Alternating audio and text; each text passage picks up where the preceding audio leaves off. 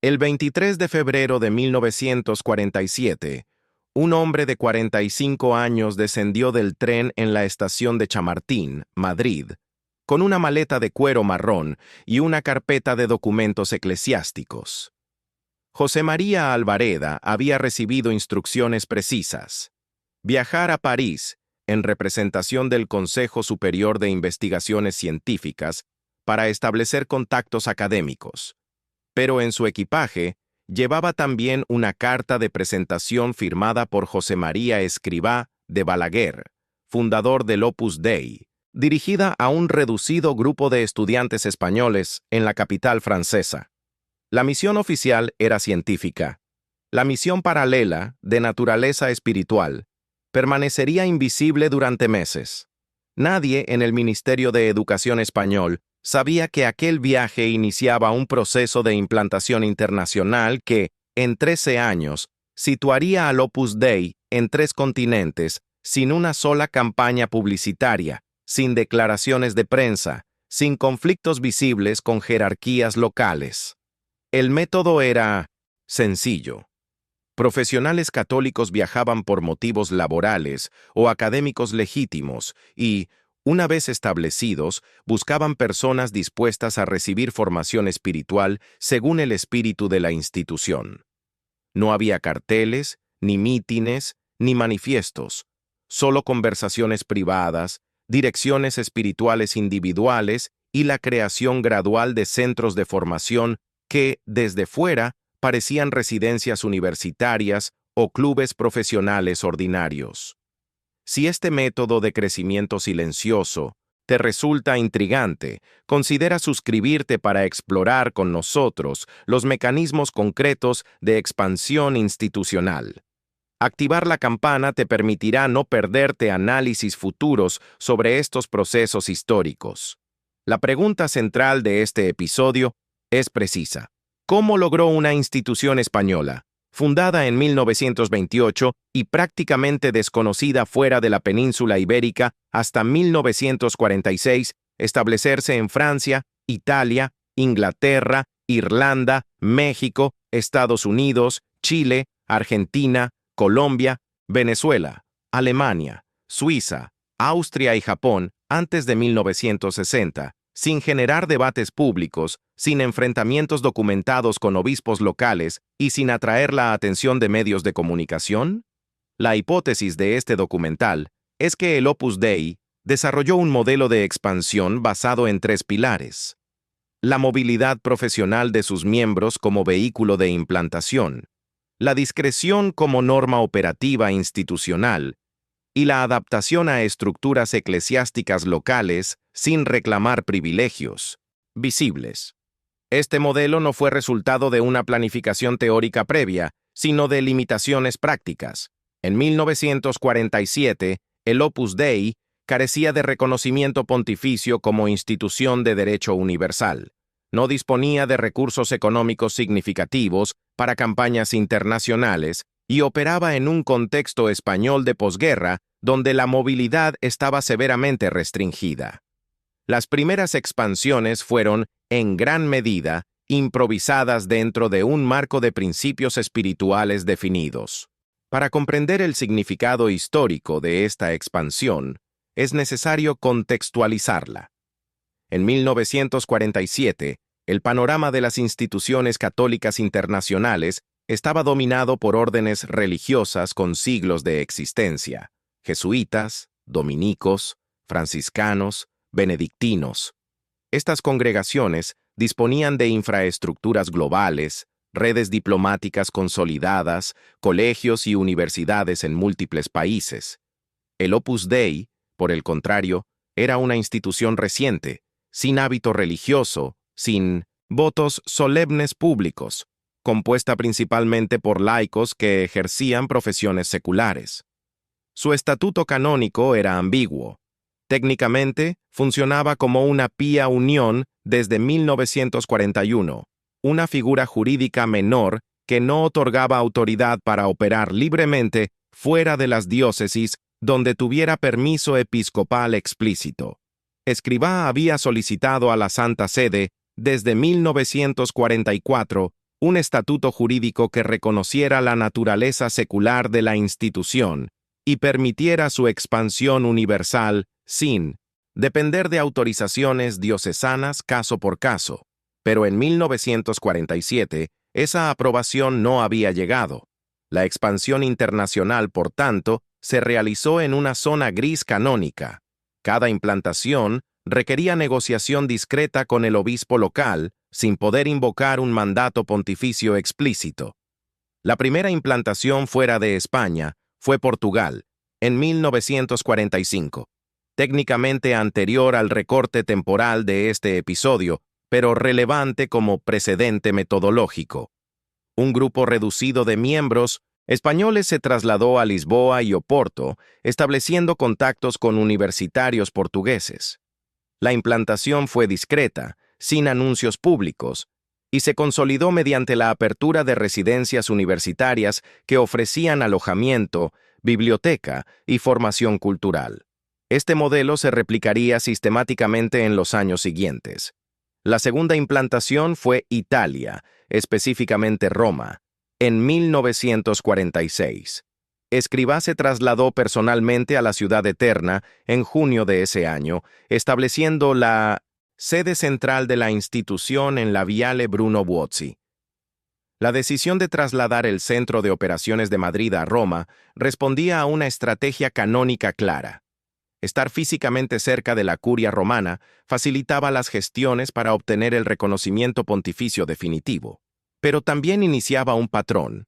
Los miembros del Opus Dei en Roma no se presentaban como misioneros extranjeros, sino como profesionales que ejercían su trabajo ordinario en instituciones italianas, universidades, hospitales, oficinas. La integración profesional precedía a la labor de formación espiritual. El año 1947 marca el inicio de la expansión sistemática fuera del ámbito ibérico y romano. En ese año se establecieron presencias iniciales en Inglaterra y Francia. El caso inglés es especialmente ilustrativo del método. No hubo una expedición fundacional con ceremonia de inauguración. En cambio, un ingeniero químico español, Vicente Montes, se trasladó a Londres por motivos profesionales relacionados con su trabajo en investigación industrial. Una vez establecido, contactó con estudiantes católicos españoles que cursaban estudios en universidades británicas y a través de ellos, con algunos católicos ingleses interesados en profundizar su vida espiritual. En 1948 se abrió un pequeño centro en el número 5 de Dawson Place, en Bayswater, Londres. No era una iglesia, ni un convento, ni un colegio. Era una residencia donde se ofrecían medios de formación, retiros espirituales mensuales, clases doctrinales semanales, dirección espiritual individual. Los vecinos probablemente lo percibían como una residencia de estudiantes españoles. La discreción no era solo estilística, era funcional. En la Inglaterra de posguerra, el catolicismo seguía siendo minoritario y en ciertos círculos visto con reservas. Una institución católica española que llegara con pretensiones públicas habría generado resistencias. La estrategia de integración silenciosa evitó esos conflictos. Francia presentaba un contexto diferente. París era, en 1947, uno de los centros intelectuales católicos más vibrantes de Europa. Filósofos como Jacques Maritain, teólogos como Henri de Lubac y Yves Congar, movimientos como la Acción Catholique y los Prêtres Ouvriers generaban debates intensos sobre el papel de la Iglesia en la sociedad moderna. En este ambiente, el Opus Dei llegó sin declaraciones doctrinales públicas, sin posicionarse en las controversias teológicas del momento. Los primeros contactos fueron, nuevamente, con estudiantes españoles en París, muchos de ellos becarios del gobierno franquista que cursaban estudios de ingeniería, medicina o derecho en universidades francesas. A través de estos estudiantes, se establecieron conexiones con algunos universitarios franceses. La implantación formal se produjo en 1949 con la apertura de un centro de estudios en París. La estrategia de no entrar en polémicas teológicas locales fue deliberada. Escrivá había instruido a los responsables de las primeras expansiones internacionales en un principio claro. El Opus Dei no debía presentarse como una nueva escuela espiritual, en competencia con otras corrientes católicas, sino como un medio de santificación del trabajo ordinario, compatible con cualquier sensibilidad teológica ortodoxa. Esta neutralidad aparente facilitó la aceptación por parte de obispos franceses que, de otro modo, podrían haber visto con recelo la llegada de una institución española en un momento de nacionalismos católicos europeos muy marcados. La expansión a Irlanda, en 1947, siguió un patrón similar, pero con matices propios del contexto irlandés. Irlanda era un país profundamente católico, con una jerarquía eclesiástica fuerte y una red densa de instituciones religiosas. La llegada del Opus Dei se produjo a través de un médico español, también con motivos profesionales legítimos, que estableció contactos con universitarios irlandeses en Dublín. La primera residencia se abrió en 1949. La particularidad irlandesa fue la recepción eclesiástica. Los obispos irlandeses, acostumbrados a tener control estricto sobre las instituciones católicas en sus diócesis, solicitaron garantías de que el Opus Dei respetaría las normas diocesanas y no crearía estructuras paralelas a las parroquias. La respuesta institucional fue clara. El Opus Dei no pretendía reemplazar las estructuras parroquiales, sino complementarlas ofreciendo medios de formación espiritual a laicos que deseaban profundizar su compromiso cristiano en el mundo profesional. Esta formulación, repetida en todas las implantaciones, fue clave para evitar conflictos con el clero diocesano. El salto al continente americano se produjo en 1949, con la llegada a México. El contexto mexicano era complejo. La Revolución Mexicana había dejado una legislación laicista restrictiva, la Guerra Cristera de los años 20 había generado tensiones profundas entre Iglesia y Estado, y en 1949 México vivía un periodo de reconciliación cautelosa bajo la presidencia de Miguel Alemán. La Iglesia Católica operaba con limitaciones legales, no podía poseer propiedades a nombre institucional, los sacerdotes no podían vestir sotana en público, y las instituciones educativas católicas debían registrarse con nombres civiles. En este contexto, el Opus Dei llegó sin hacer declaraciones públicas sobre su identidad religiosa. Los primeros miembros fueron profesionales que se integraron en universidades y empresas mexicanas. La primera residencia se abrió en Ciudad de México con el nombre de Centro Cultural Universitario, sin mención explícita de su naturaleza católica en los documentos de registro civil. Esta adaptación legal no implicaba ocultamiento de la identidad católica en las relaciones personales, pero sí una prudencia institucional que evitaba conflictos con las autoridades civiles. En México, como en otros países, el crecimiento se produjo mediante el contacto personal. Un miembro del Opus Dei, en su ambiente profesional, conocía a un colega, establecía amistad y eventualmente le proponía participar en actividades de formación espiritual. Si la persona aceptaba y profundizaba en su compromiso, podría recibir la invitación a solicitar la admisión en la institución. Todo el proceso era gradual, voluntario y confidencial. Estados Unidos presentaba desafíos y oportunidades distintas. En 1949, cuando se estableció la primera presencia del Opus Dei en Chicago, Estados Unidos era una superpotencia emergente, con una población católica significativa pero dispersa en múltiples diócesis, etnias y sensibilidades. El catolicismo estadounidense tenía tradiciones propias, con fuerte presencia irlandesa, italiana, polaca y crecientemente hispana. El Opus Dei llegó sin intentar imponer un modelo español. Los primeros miembros en Chicago fueron, inicialmente, españoles que trabajaban en universidades o empresas, pero rápidamente se incorporaron estadounidenses. La primera residencia, abierta en 1950 en Chicago, se presentó como un centro de formación cristiana para universitarios y profesionales, sin énfasis en su origen español. Esta desespañolización fue clave para el crecimiento en Estados Unidos. En un país con tradición de pragmatismo y recelo hacia instituciones extranjeras con pretensiones de autoridad, el Opus Dei se presentó como un medio de santificación personal adaptado a la cultura estadounidense.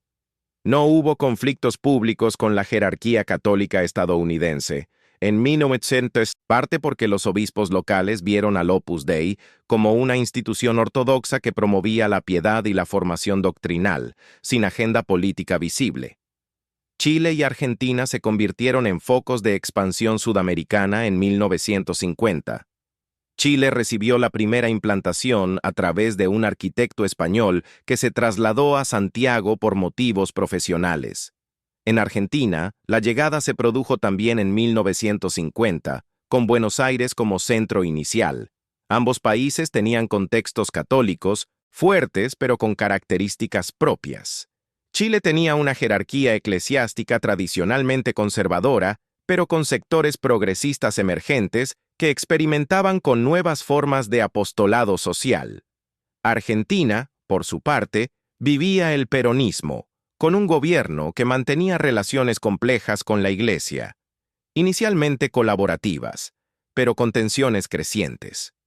El Opus Dei en ambos países adoptó la misma estrategia de discreción política. No se posicionó públicamente ni a favor ni en contra de los gobiernos locales. Se concentró en ofrecer formación espiritual a profesionales y universitarios sin entrar en debates políticos nacionales. Esta neutralidad aparente generó, en algunos círculos, sospechas. Sectores progresistas católicos veían al Opus Dei como una institución conservadora por su rechazo a politizar la espiritualidad. Sectores conservadores tradicionales lo veían con recelo por su insistencia en la santificación del trabajo secular y su rechazo a formas devocionales premodernas. Pero no hubo conflictos públicos documentados en este periodo. Colombia y Venezuela recibieron las primeras implantaciones en 1951 y 1952 respectivamente. Colombia atravesaba el periodo conocido como la violencia, una guerra civil no declarada entre liberales y conservadores que causó decenas de miles de muertos.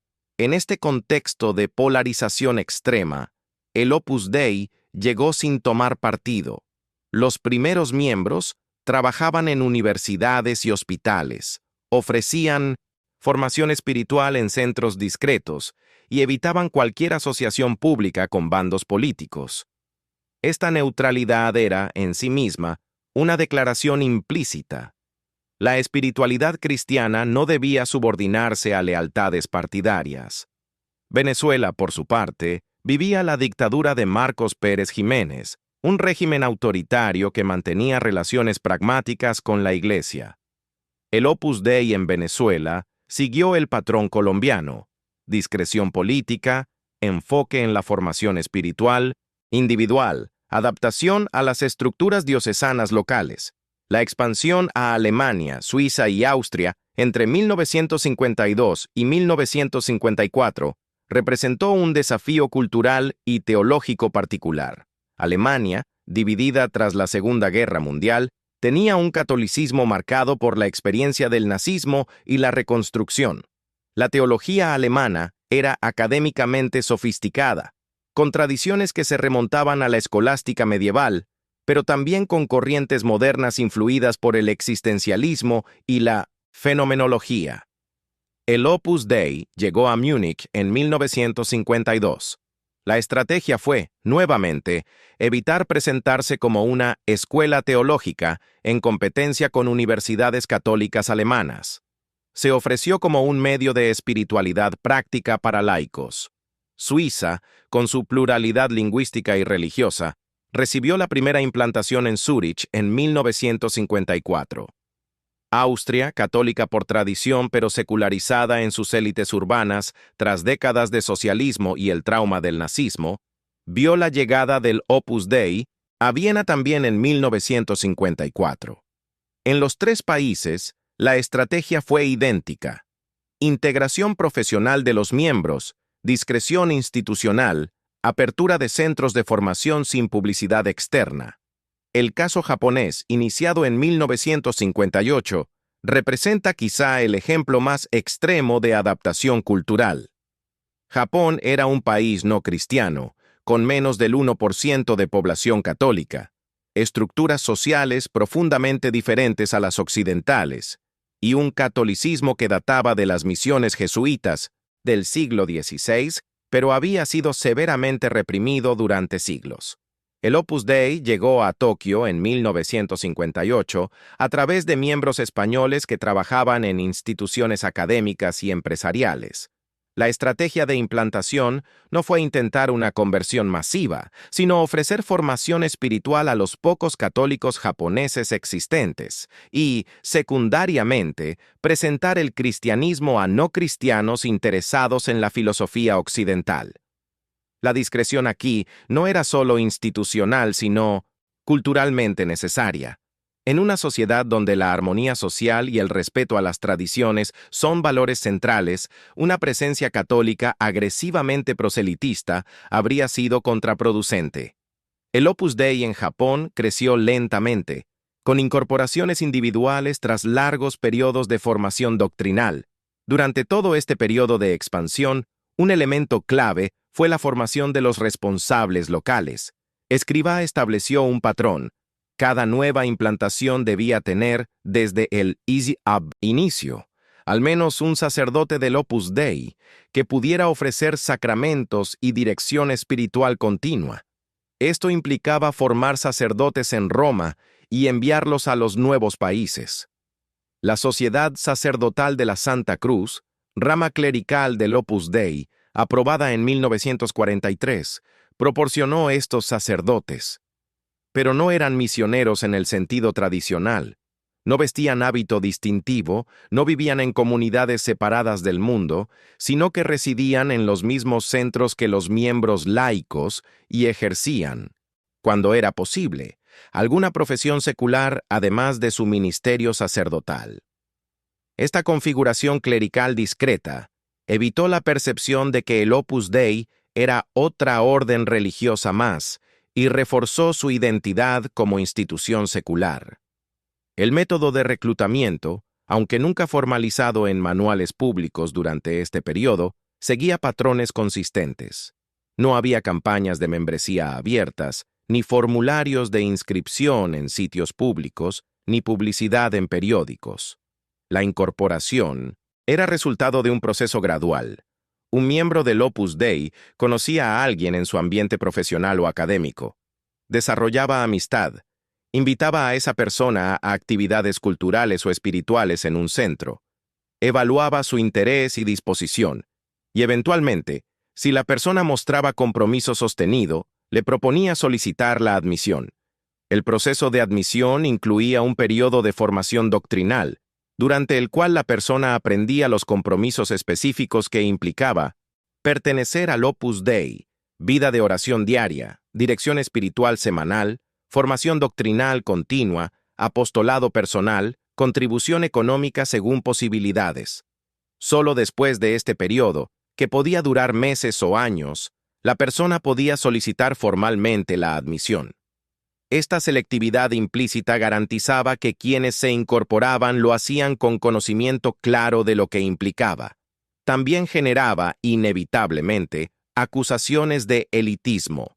Críticos del Opus Dei argumentaban que la institución buscaba preferentemente a profesionales de clase media alta con influencia social. Defensores respondían que simplemente ofrecían un camino de santificación adaptado a personas que, por su profesión, tenían responsabilidades en el mundo secular y querían vivirlas cristianamente. La cuestión financiera de esta expansión merece atención. El Opus Dei en 1947 no disponía de recursos económicos significativos. No recibía subsidios de la Santa Sede, ni del gobierno español, ni de ninguna orden religiosa establecida. Los fondos para abrir centros en nuevos países provenían de tres fuentes. Primero, las contribuciones de los propios miembros, que según las normas internas debían aportar económicamente según sus posibilidades. Segundo, donaciones de simpatizantes católicos que, sin pertenecer al Opus Dei, apoyaban sus actividades. Tercero, los ingresos generados por las propias actividades de los centros, principalmente residencias universitarias que cobraban alquiler a estudiantes. Este modelo de autofinanciación implicaba que la expansión era lenta y dependía de la capacidad de cada implantación local para generar recursos. No había un fondo central de expansión que financiara aventuras internacionales. Cada país debía, en la práctica, autofinanciarse desde el principio. Esta limitación económica reforzaba la discreción. No había recursos para campañas publicitarias, edificios monumentales o instituciones educativas de gran escala en los primeros años. La relación con las jerarquías episcopales locales fue, en este periodo, el factor más delicado de la expansión. Canónicamente, el Opus Dei, en 1947, era una pía unión, lo que significaba que dependía de la jurisdicción de los obispos diocesanos en cada lugar donde operaba. En 1950, la Santa Sede concedió al Opus Dei el Estatuto de Instituto Secular, una nueva figura canónica creada por Pío XII en 1947, que reconocía instituciones de laicos comprometidos con la perfección evangélica, pero viviendo en el mundo secular. Este nuevo estatuto otorgaba al Opus Dei cierta autonomía respecto a los obispos locales, pero no eliminaba la necesidad de obtener permiso episcopal para abrir centros en cada diócesis. Escrivá instruyó a los responsables de las implantaciones internacionales en un protocolo estricto. Antes de abrir cualquier centro, debían visitar al obispo local, explicar la naturaleza del Opus Dei, solicitar su bendición y permiso, y comprometerse a respetar las normas diocesanas. Esta deferencia episcopal evitó, en la mayoría de los casos, conflictos. Hubo excepciones. Algunos obispos, particularmente en Europa, expresaron reservas sobre una institución que reclutaba laicos para un compromiso intenso sin sacarlos del mundo secular. Un concepto que en los años 50 aún resultaba novedoso para muchos eclesiásticos, formados en la idea de que la santidad plena requería vida religiosa conventual. Pero no hay evidencia documental de que ningún obispo prohibiera explícitamente la actividad del Opus Dei en su diócesis durante el periodo 1947-1960. Un aspecto poco documentado pero crucial fue el papel de las mujeres en esta expansión. El Opus Dei, desde su fundación, admitía mujeres y hombres en secciones separadas. Las mujeres del Opus Dei participaron activamente en las implantaciones internacionales, aunque su visibilidad pública fue menor que la de los hombres, reflejo de las normas sociales de la época. En cada país, junto con los centros masculinos, se abrían centros femeninos que ofrecían formación espiritual a mujeres universitarias y profesionales. Además, las mujeres del Opus Dei asumían la administración doméstica de los centros masculinos y femeninos, una división de roles que en el contexto de los años 50 se consideraba natural, pero que décadas después generaría debates sobre equidad de género dentro de la institución. Durante el periodo 1947-1960, no hay evidencia de controversias públicas sobre este tema. Las mujeres que se incorporaban al Opus Dei aceptaban esta estructura como parte del carisma institucional. La formación doctrinal impartida en los centros del Opus Dei durante este periodo seguía un programa estandarizado pero adaptado localmente. El núcleo era idéntico en todos los países. Catecismo católico tradicional, vida sacramental intensiva, oración mental diaria, lectura del Evangelio, examen de conciencia. Pero los materiales de formación se traducían y adaptaban culturalmente. En Japón, por ejemplo, La explicación de conceptos teológicos cristianos requería encontrar equivalencias en terminología filosófica budista o sintoísta para hacerlos comprensibles. En países protestantes como Inglaterra, la formación incluía apologética católica para responder a objeciones teológicas comunes en contextos reformados. En países con tradición católica fuerte pero cultura clerical dominante, como Irlanda o España, la formación enfatizaba la dignidad del laicado y la santificación del trabajo secular frente a la idea de que la vida religiosa conventual era superior. Esta adaptación cultural de la formación, manteniendo invariable el núcleo doctrinal, fue clave para la integración local. El papel de los retiros espirituales mensuales merece atención. En cada centro del Opus Dei, mensualmente se organizaban retiros de un día completo. Los participantes pasaban el día en silencio, escuchaban charlas espirituales, hacían oración mental prolongada, se confesaban y recibían dirección espiritual individual. Estos retiros eran obligatorios para los miembros del Opus Dei, pero abiertos a personas que, sin pertenecer a la institución, deseaban profundizar su vida espiritual. En la práctica, los retiros funcionaban como un espacio de reclutamiento discreto.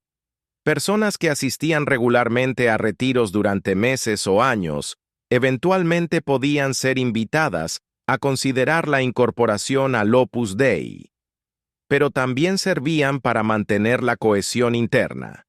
Miembros dispersos en 1900, diferentes profesiones se reunían mensualmente, reforzando su identidad común y recibiendo formación espiritual continua. La estrategia de publicaciones fue igualmente discreta. El Opus Dei no publicó, durante este periodo, libros de propaganda institucional, ni revistas de circulación masiva. Las publicaciones principales eran libros de espiritualidad de Escrivá, especialmente Camino, publicado en 1939 y traducido a múltiples idiomas durante los años 50. Camino era un libro de 1900, meditaciones breves, 999 puntos numerados que abordaban temas de vida espiritual sin mencionar explícitamente al Opus Dei. El libro se distribuía ampliamente, se regalaba, se recomendaba, pero no se presentaba como el libro del Opus Dei, sino como un libro de espiritualidad cristiana. Esta estrategia permitía que el libro llegara a públicos amplios sin generar inmediata asociación institucional. Solo quienes profundizaban en su lectura y buscaban más información descubrían la conexión con el Opus Dei. Además, se publicaban boletines internos de circulación restringida que informaban a los miembros sobre actividades en diferentes países, pero estos boletines no eran accesibles al público general. La coordinación internacional de esta expansión se realizaba desde Roma. Escrivá, establecido en la Viale Bruno Buozzi, mantenía correspondencia regular con los responsables de cada país. Las cartas, escritas a mano o mecanografiadas, contenían instrucciones espirituales, orientaciones, prácticas y ocasionalmente correcciones cuando alguna implantación local se desviaba de los principios institucionales. No existía, sin embargo, una burocracia centralizada en el sentido moderno. No había departamentos de expansión internacional ni consultoras de estrategia. La coordinación dependía de relaciones personales. Escrivá conocía personalmente a la mayoría de los responsables de países. Muchos de ellos habían vivido con él en Madrid o Roma durante años, y la confianza mutua sustituía a los mecanismos formales de control. Esta informalidad tenía ventajas. Permitía adaptación rápida a contextos locales sin necesidad de aprobar cada decisión en Roma. Pero también generaba riesgos. Implantaciones en países distantes podían desarrollar prácticas divergentes sin supervisión inmediata. Los viajes de inspección eran el principal mecanismo de control. Escrivá y otros responsables centrales viajaban periódicamente a los países donde el Opus Dei estaba establecido. Estos Viajes no eran visitas oficiales con protocolo público, sino estancias discretas durante las cuales se visitaban los centros, se hablaba con los miembros, se evaluaba el funcionamiento local y se proporcionaban orientaciones. En un viaje a Inglaterra en 1958, por ejemplo, Escrivá pasó 2 semanas visitando centros en Londres y Oxford, hablando con miembros y simpatizantes y ajustando aspectos de la formación que consideraba necesitaban corrección. Estos viajes reforzaban la unidad institucional y garantizaban que las implantaciones locales no se desviaran del espíritu fundacional. Un elemento que merece análisis es la relación entre el Opus Dei y otras instituciones católicas durante este periodo. No hay evidencia de conflictos públicos, pero sí de tensiones discretas.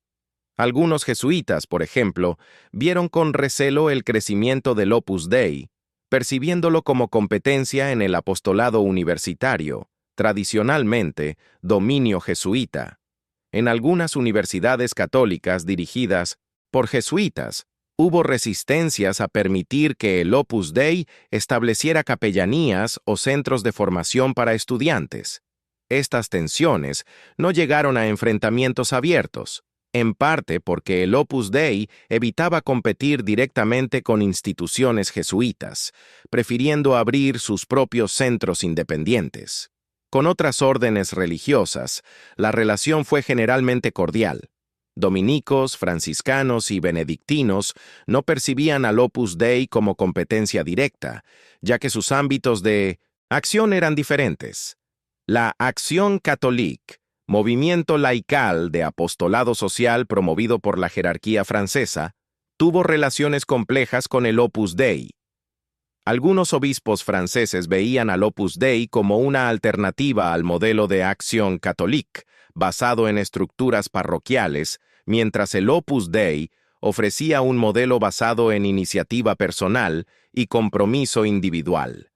La cuestión de la transparencia institucional debe abordarse. El Opus Dei, durante este periodo, no publicaba estadísticas de membresía, no hacía declaraciones públicas sobre su estructura interna, no divulgaba sus finanzas. Esta opacidad generaba especulación. En algunos círculos católicos circulaban rumores sobre el número de miembros, la influencia del Opus Dei en esferas políticas o económicas y las prácticas internas de formación. El Opus Dei no respondía públicamente a estos rumores, manteniendo la discreción como norma. Desde la perspectiva institucional, la transparencia pública no era necesaria. El Opus Dei se veía a sí mismo como una institución de espiritualidad, no como una organización política o económica que debiera rendir cuentas públicas. Desde la perspectiva de observadores externos, esta opacidad alimentaba sospechas. Este desencuentro de perspectiva se mantendría en décadas posteriores, pero en el periodo 1947-1960 no generó controversias públicas significativas. La relación con los gobiernos civiles varió según el país. En España, el Opus Dei tenía relaciones complejas con el régimen franquista. Algunos miembros del Opus Dei ocupaban posiciones en el gobierno español, especialmente en el ámbito técnico, economistas, ingenieros, administradores. Pero el Opus Dei como institución no tenía una posición política oficial de apoyo al franquismo. Escrivá había instruido a los miembros que sus opciones políticas eran libres siempre que fueran compatibles con la doctrina católica, y que el Opus Dei no debía identificarse con ningún régimen político. Esta neutralidad oficial era, en la práctica, ambigua. La presencia de miembros del Opus Dei en el gobierno franquista generaba una asociación pública entre la institución y el régimen, aunque la institución negara oficialmente esa asociación. Fuera de España, el Opus Dei evitaba cualquier implicación política. En países con gobiernos dictatoriales, como Venezuela o Argentina bajo Perón, el Opus Dei no se pronunciaba sobre la legitimidad de los gobiernos. En democracias como Estados Unidos o Inglaterra tampoco participaba en debates políticos públicos. Esta neutralidad política era consistente con la teología de la santificación del trabajo secular. Los miembros del Opus Dei debían participar en la vida política como ciudadanos responsables, pero sus opciones políticas concretas no debían atribuirse a la institución. Los años 1958-1960 marcaron una consolidación de las implantaciones realizadas en la década anterior. Los centros abiertos en diferentes países comenzaban a generar vocaciones locales, reduciendo la dependencia de miembros españoles enviados desde Roma. En Estados Unidos, por ejemplo, los primeros miembros estadounidenses comenzaban a asumir responsabilidades en la dirección de centros, sustituyendo gradualmente a los españoles iniciales. En México, Colombia y Argentina, el proceso era similar. Esta localización era crucial para la sostenibilidad a largo plazo. Una institución que dependiera permanentemente de personal extranjero no podría integrarse plenamente en las culturas locales. El Opus Dei promovía activamente esta localización, formando responsables nacionales en cada país, aunque la supervisión desde Roma se mantenía. El reconocimiento pontificio de 1950 como instituto secular fue el hito canónico decisivo. Este estatuto, aunque limitado en comparación con el reconocimiento como prelatura personal que vendría décadas después, otorgó al Opus Dei legitimidad universal. Ya no era una institución española con permisos diocesanos dispersos, sino una institución reconocida por la Santa Sede con derecho a operar en todo el mundo católico. Este cambio no alteró sustancialmente los métodos de expansión, pero sí facilitó las negociaciones con obispos locales. Ahora el Opus Dei podía presentarse como una institución aprobada por Roma, no como un experimento español de legitimidad incierta. La aprobación pontificia también incluyó la aprobación de las constituciones del Opus Dei, el documento que definía su naturaleza jurídica, espiritual y organizativa. Estas constituciones, sin embargo, no se publicaron públicamente, manteniéndose como documento interno de circulación restringida. La labor educativa del Opus Dei en este periodo se centró en la formación espiritual individual y en la promoción de iniciativas educativas laicales. El Opus Dei no fundó, durante 1947-1960, grandes universidades católicas, pero sí promovió escuelas de negocios, centros de formación técnica y residencias universitarias. Estas instituciones no llevaban el nombre del Opus Dei, sino que se presentaban como iniciativas civiles promovidas por laicos católicos. En España, por ejemplo, el IESE, Instituto de Estudios Superiores de la Empresa, se fundó en 1958 en Barcelona como una escuela de negocios promovida por miembros del Opus Dei, pero formalmente era una institución civil de la Universidad de Navarra, a su vez promovida por el Opus Dei, pero constituida como fundación civil. Esta estructura indirecta era deliberada. Permitía al Opus Dei influir en la educación superior sin asumir directamente la propiedad de instituciones educativas, lo que habría requerido recursos financieros enormes y generado responsabilidades legales complejas. La espiritualidad del trabajo ordinario, núcleo del mensaje del Opus Dei, encontró resonancia en contextos culturales diversos. En países con tradiciones protestantes de valoración del trabajo, como Estados Unidos, Inglaterra o Alemania, el mensaje de que el trabajo profesional podía ser camino de santificación no era radicalmente novedoso, aunque la formulación católica específica del Opus Dei ofrecía una articulación sistemática. En países con tradiciones católicas donde el trabajo se veía como esfera secular, separada de la espiritualidad, como en algunos contextos latinoamericanos, el mensaje era más innovador. En Japón, donde las tradiciones Zen ya promovían una espiritualidad del trabajo cotidiano, el Opus Dei podía establecer puentes conceptuales. Esta adaptabilidad del mensaje, central a diferentes contextos culturales, fue un factor clave del crecimiento. El año 1960 no marcó un punto de ruptura, sino una fase de maduración. Las implantaciones de la década anterior se consolidaban, generaban vocaciones locales, abrían nuevos centros dentro de los mismos países. El ritmo de expansión se mantenía. Entre 1960 y 1965 se abrirían implantaciones en nuevos países africanos y asiáticos. Pero el modelo establecido entre 1947 y 1960 permanecería constante: discreción, institucional, integración profesional de los miembros, adaptación a contextos locales, deferencia hacia jerarquías episcopales, rechazo a politización, énfasis en la formación espiritual individual. Este modelo, forjado en circunstancias de limitación económica y canónica, se convertiría en la identidad operativa del Opus Dei. La valoración histórica de esta expansión requiere contexto comparativo. Otras instituciones católicas fundadas en el siglo XX tuvieron trayectorias de expansión internacional diferentes. Los Legionarios de Cristo, fundados en México en 1941, desarrollaron una estrategia de expansión basada en la fundación de colegios y seminarios de alta visibilidad. Los Focolares, fundados en Italia en 1943, se expandieron mediante movimientos masivos y encuentros públicos.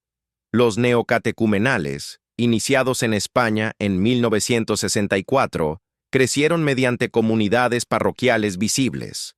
El Opus Dei, en contraste, creció mediante redes personales discretas, sin instituciones educativas de gran escala en este periodo inicial, sin movimientos masivos, sin presencia parroquial visible. Esta diferencia de método explica por qué el Opus Dei, aunque numéricamente más pequeño que algunas de estas instituciones en sus primeras décadas, logró una penetración significativa en élites profesionales e intelectuales. El método de reclutamiento personal y formación intensiva generaba miembros altamente comprometidos, aunque en menor número que métodos masivos. Las críticas al Opus Dei durante este periodo fueron escasas y dispersas.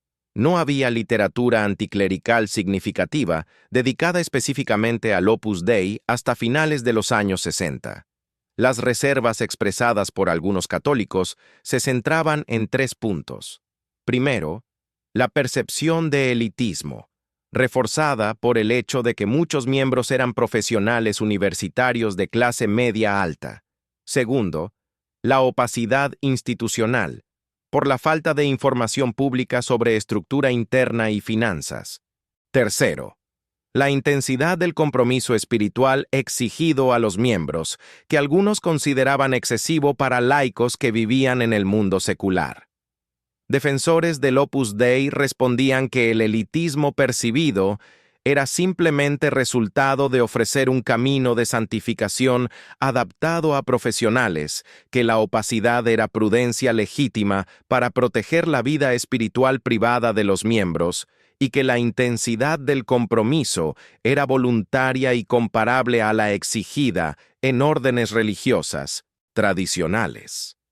Estos debates, sin embargo, permanecían en círculos católicos especializados, sin llegar a públicos amplios.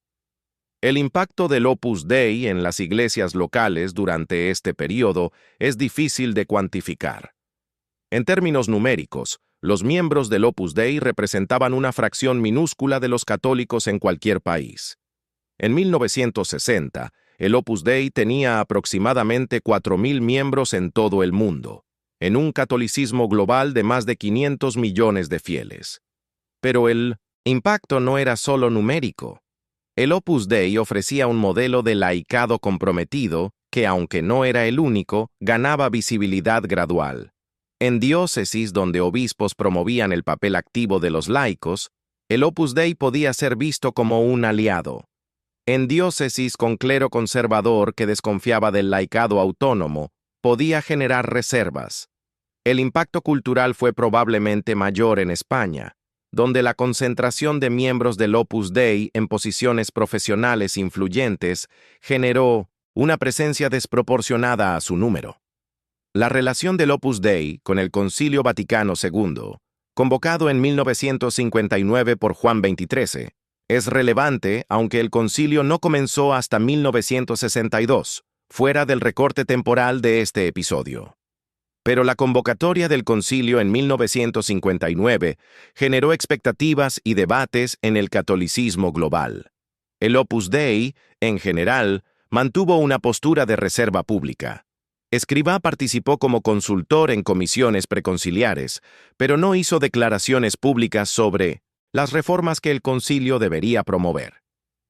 Esta reserva era consistente con la discreción institucional.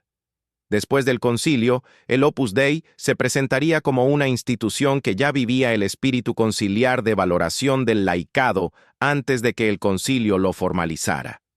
Pero en el periodo 1947-1960, el Opus Dei no anticipaba públicamente las reformas que vendrían. La vida cotidiana de un miembro del Opus Dei durante este periodo seguía patrones similares en todos los países. La jornada comenzaba con media hora de oración mental, seguida de la asistencia a misa diaria cuando era posible. Durante el día, el miembro ejercía su profesión secular con la intención de santificarla. Un médico atendía a sus pacientes como acto de servicio a Dios. Un ingeniero diseñaba proyectos como colaboración en la obra creadora divina. Un abogado defendía causas justas como expresión de la justicia cristiana. Por la tarde, el miembro dedicaba tiempo a lectura espiritual, generalmente 15 minutos, de lectura del Evangelio y textos de espiritualidad. Semanalmente, el miembro recibía dirección espiritual individual con un sacerdote del Opus Dei, donde discutía su progreso espiritual, dificultades, tentaciones, planes de mejora. Mensualmente, participaba en el retiro de un día completo. Anualmente, realizaba un retiro de varios días en silencio. Además, el miembro participaba en labores de apostolado, conversaciones personales con colegas sobre temas espirituales, invitaciones a actividades formativas en centros del Opus Dei, colaboración en proyectos educativos o sociales promovidos por la institución. Este ritmo intensivo de vida espiritual era el rasgo distintivo del Opus Dei. No era una asociación de católicos que se reunían ocasionalmente, sino un compromiso de santificación diaria sistemática. El celibato apostólico, practicado por algunos miembros del Opus Dei, era un aspecto poco comprendido públicamente. El Opus Dei admitía dos categorías principales de miembros: numerarios, que vivían célibes y generalmente residían en centros del Opus Dei, y supernumerarios, que podían casarse y vivían con sus familias. Los numerarios asumían el celibato no por votos religiosos solemnes, sino como compromiso libre para dedicarse plenamente al apostolado. Esta distinción entre celibato religioso, de monjes y monjas, y celibato apostólico, de laicos comprometidos, era jurídicamente clara pero conceptualmente difícil de explicar a públicos no especializados. Generaba confusión. Si los numerarios vivían célibes, no eran en realidad religiosos. La respuesta institucional era que el celibato no definía el estado religioso. Lo que lo definía era la separación del mundo mediante votos solemnes y vida comunitaria, elementos que los numerarios del Opus Dei no tenían. Pero esta distinción seguía siendo compleja. Las mujeres numerarias del Opus Dei tenían roles específicos que reflejaban las normas de género de la época. Muchas se dedicaban profesionalmente a la administración de centros del Opus Dei, garantizando que las residencias tuvieran cocina, limpieza, lavandería y atención doméstica de calidad. Otras ejercían profesiones seculares: médicas, abogadas, profesoras, científicas. Pero la administración doméstica era vista como un apostolado específicamente femenino dentro de la institución, una visión que décadas después sería criticada como refuerzo de estereotipos de género.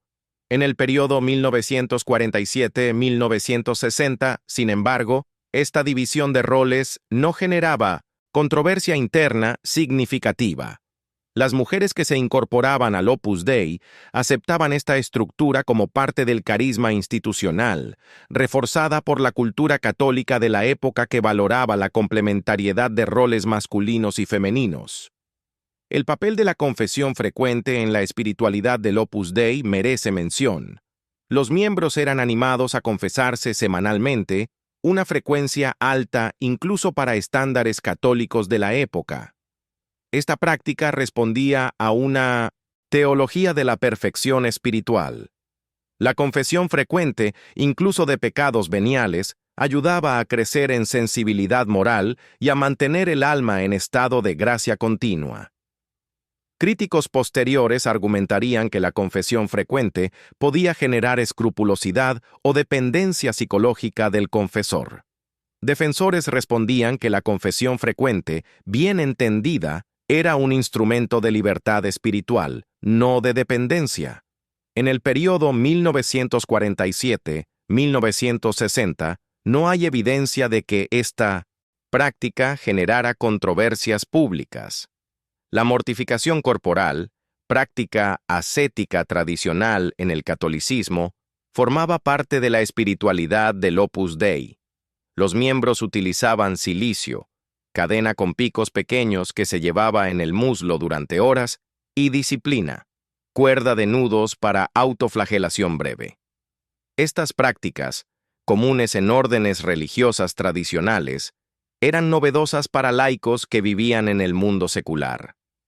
La justificación teológica era doble. Primero, la mortificación corporal ayudaba a dominar las pasiones y fortalecer la voluntad. Segundo, unía simbólicamente el sufrimiento personal con el sufrimiento de Cristo en la cruz. En el periodo 1947-1960, estas prácticas permanecían privadas, conocidas solo por miembros y directores espirituales. Su revelación pública décadas después generaría escándalo y acusaciones de masoquismo. Pero en el contexto católico de la época, la mortificación corporal moderada era vista como práctica espiritual legítima, aunque no universalmente practicada. La dimensión mariana de la espiritualidad del Opus Dei era central. Escribá promovía una devoción intensa a la Virgen María, expresada en el rezo diario del Rosario, la celebración de fiestas marianas y la consagración personal a María. Esta dimensión mariana conectaba al Opus Dei con la tradición católica más amplia, donde la devoción mariana ha sido históricamente un marcador de ortodoxia. En países con tradiciones marianas fuertes, como España, Irlanda, Polonia o México, esta dimensión facilitaba la integración cultural. En países protestantes o secularizados, la devoción mariana del Opus Dei podía generar extrañeza, pero no conflictos significativos. La relación del Opus Dei con la cultura moderna durante este periodo era compleja. Por un lado, el Opus Dei rechazaba el secularismo y el relativismo moral, posiciones que lo situaban en línea con la enseñanza católica tradicional. Por otro lado, promovía la participación activa de los católicos en todas las esferas profesionales y culturales, incluyendo ciencia, tecnología, economía, política, arte. Esta tensión entre rechazo del secularismo y participación en la modernidad secular definía la identidad del Opus Dei. No era una institución de retirada defensiva del mundo moderno, pero tampoco de aceptación acrítica de todos los valores modernos. Buscaba una modernidad católica, donde el progreso técnico y científico se subordinara a principios morales cristianos. Esta posición era compartida por otros sectores del catolicismo, pero el Opus Dei la articulaba con particular énfasis en el trabajo profesional como medio de santificación. El impacto de la Guerra Fría en la expansión del Opus Dei fue indirecto pero significativo. En países occidentales, el anticomunismo católico facilitaba la aceptación de instituciones que promovían valores cristianos tradicionales. El Opus Dei, aunque no se definía públicamente como institución anticomunista, compartía el rechazo católico al materialismo marxista. En países con gobiernos comunistas o regímenes restrictivos de la libertad religiosa, el Opus Dei no pudo establecerse durante este periodo. La expansión se limitó a países con libertad religiosa suficiente para permitir la actividad católica pública, o al menos, discreta. Este factor geográfico condicionó el mapa de la expansión. Concentración en Europa Occidental, América Latina y algunos países asiáticos, ausencia en Europa Oriental, China, países árabes. La formación intelectual de los miembros del Opus Dei era otro pilar. Se promovía la lectura de clásicos católicos, Santo Tomás de Aquino, San Agustín, pero también autores modernos como Jacques Maritain, Etienne Gilson, Romano Guardini. La formación incluía filosofía escolástica, teología dogmática, moral, espiritual. Esta formación intelectual sólida buscaba capacitar a los miembros para defender racionalmente su fe en ambientes seculares.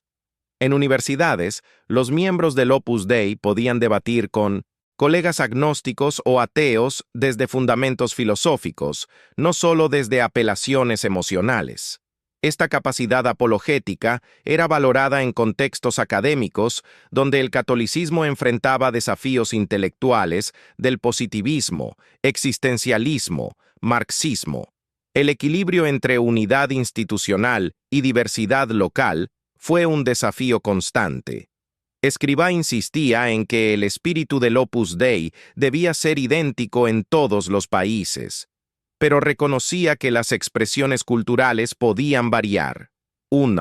Centro del Opus Dei en Japón no debía parecer una réplica de un centro español.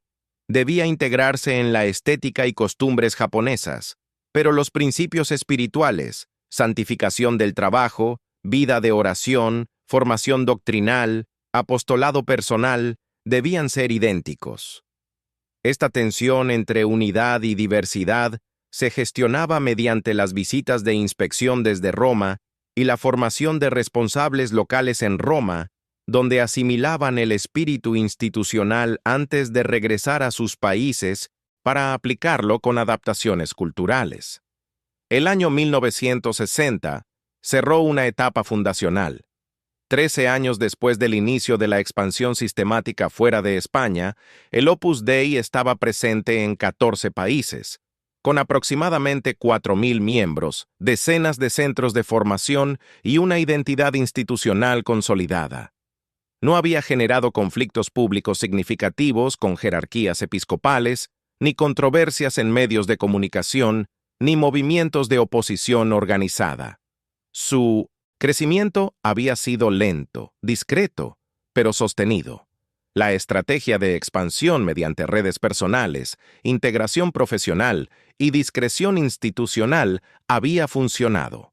Los desafíos futuros serían de otra naturaleza: cómo mantener la cohesión espiritual con un número creciente de miembros dispersos geográficamente, cómo responder a las demandas de transparencia en sociedades democráticas, cómo adaptar la formación espiritual a contextos culturales cada vez más secularizados. Pero esos desafíos eran del futuro. En 1960, el balance era de consolidación exitosa de un modelo de expansión que, forjado en limitaciones, se había convertido en identidad. La expansión silenciosa, como la hemos denominado, no fue resultado de una estrategia de ocultamiento, sino de una concepción específica del apostolado católico. La transformación cristiana de la sociedad no debía realizarse mediante instituciones eclesiásticas visibles que compitieran con estructuras seculares, sino mediante la santificación de personas concretas que, desde dentro de esas estructuras seculares, vivieran coherentemente su fe. Un médico católico santificaba el hospital donde trabajaba, no fundando un hospital católico paralelo, sino ejerciendo la medicina con competencia profesional y caridad cristiana. Un ingeniero católico santificaba la empresa donde trabajaba, no creando una empresa católica, sino diseñando proyectos con honestidad y servicio al bien común. Esta visión, que Escrivá resumía en la Fórmula: santificar el trabajo, santificarse en el trabajo, santificar a otros con el trabajo, era el núcleo teológico que justificaba la discreción institucional.